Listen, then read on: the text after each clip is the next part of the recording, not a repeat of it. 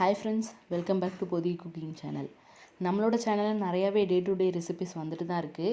கண்டிப்பாக அது உங்களுக்கு யூஸ்ஃபுல்லாக இருக்குன்னு நினைக்கிறேன். இன்றைக்கும் அதே மாதிரி ஒரு ரெசிபி தான் பார்க்க போகிறோம். ஒரு ட்ரெடிஷ்னலான ரெசிபி, பருப்பு உருண்டை குழம்பு. வாங்க அதை எப்படி செய்யலான்னு பார்க்கலாம். ஃபஸ்ட்டு உருண்டை செய்கிறதுக்கு கடலை பருப்பை ஒரு 1 hour ஊற வச்சுக்கோங்க. அதுக்கு தேவையான பொருளை இப்போ பார்த்துடலாம். ஒரு பெரிய வெங்காயத்தை இந்த மாதிரி குட்டி குட்டியாக கட் பண்ணி வச்சுக்கோங்க. அதுக்கப்புறம் ஒரு 10லேருந்து 15 சின்ன வெங்காயம் எடுத்துக்கோங்க. கொத்தமல்லி இலை எடுத்துக்கோங்க. ஒரு சில் தேங்காய் இந்த மாதிரி கட் பண்ணி வச்சுக்கோங்க.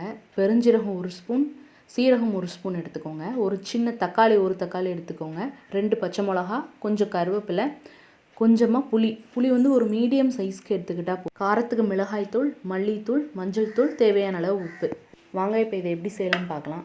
இந்த குழம்புல ஒரு முக்கியமான விஷயம் என்ன அப்படின்னா, உருண்டை உடையாமல் இருக்கணும். இந்த ஸ்டேஜில் உருண்டையை போட்டால் உடையாமல் இருக்குன்றத வீடியோவில் பார்க்கலாம். குழம்பு வைக்கிறதுக்கு ஒரு பாத்திரம் எடுத்துக்கோங்க. அது நல்லா காஞ்சதுமே அதில் கொஞ்சம் எண்ணெய், கடுகு உளுந்தம்பருப்பு போட்டுக்கோங்க. கடுகு உளுந்தம்பருப்பு தெரிச்சதுமே நம்ம எடுத்து வச்சுருந்த அந்த ஒரு கை கருவேப்பிலையை போட்டு நல்லா வதக்கிக்கோங்க.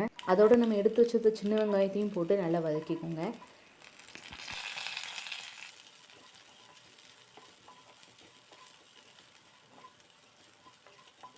வெங்காயம் நல்லா இந்த அளவுக்கு வதங்கினதுக்கப்புறமா அதில் அந்த ஒரு தக்காளியை கட் பண்ணி வச்சுருந்தோம்ல, அதையும் போட்டு நல்லா வதக்கிக்கோங்க.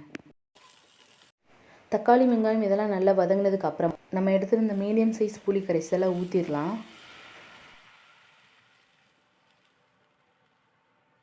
புளி கரைசலோட குழம்புக்கு தேவையான மசாலா பொடியெல்லாம் ஆட் பண்ணிடலாம். ஃபஸ்ட்டு கொஞ்சமாக மஞ்சள் தூள், அதுக்கப்புறம் தேவையான அளவு உப்பு, 1/2 ஸ்பூன் மிளகாய்த்தூள், ஒரு 3 ஸ்பூன் மல்லித்தூள் சேர்த்துக்கோங்க. மல்லித்தூள் வந்து நாங்கள் வெறும் மல்லி மட்டுமே வச்சு திரிக்க மாட்டோம், அதோடு நிறையா பொருள்லாம் சேர்த்து தான் திரிப்போம். அதோட வீடியோ இன்னொரு நாள் உங்களுக்கு போஸ்ட் பண்ணுறேன். இந்த மசாலாலாம் போட்டு நல்லா மிக்ஸ் பண்ணி ஒரு மூடி போட்டு மூடி குழம்ப கொதிக்க விடுங்க.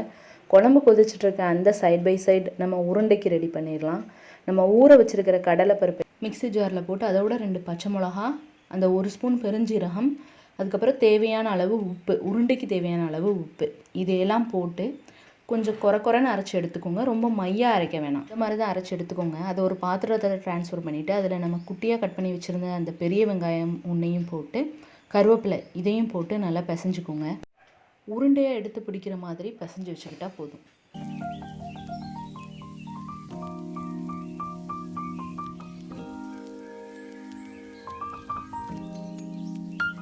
குழம்பு ஓப்பன் பண்ணிடலாம். குழம்பு நல்லா கொதிக்கணும். இந்த மாதிரி கொதிக்கிற ஸ்டேஜில் தான் உருண்டையை போடணும்.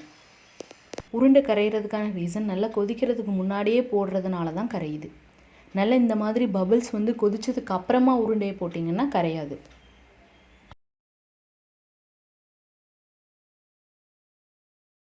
எல்லா உருண்டையும் போட்டாச்சு.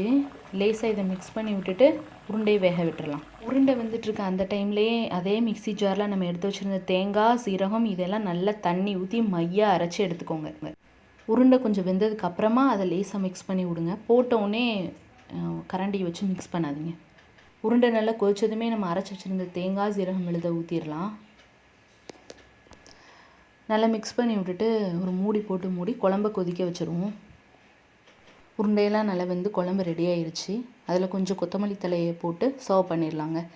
இவ்வளோதாங்க, பருப்பு உருண்டை குழம்பு ரெடி ஆயிடுச்சு. கண்டிப்பாக இதை உங்கள் வீட்டில் ட்ரை பண்ணி பாருங்கள். ட்ரை பண்ணி பார்த்துட்டு எப்படி இருக்குன்னு கமெண்ட் பண்ணுங்கள். இந்த ரெசிபி உங்களுக்கு பிடிச்சிருக்குன்னு நினைக்கிறேன்.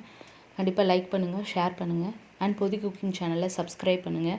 பக்கத்தில் இருக்க பெல் ஐக்கானை கிளிக் பண்ணிக்கோங்க. அப்போ தான் நான் போடுற வீடியோ உங்களுக்கு நோட்டிஃபிகேஷனாக வரும். தேங்க்யூ ஃபார் வாட்சிங். It's me Pothigai cooking channel.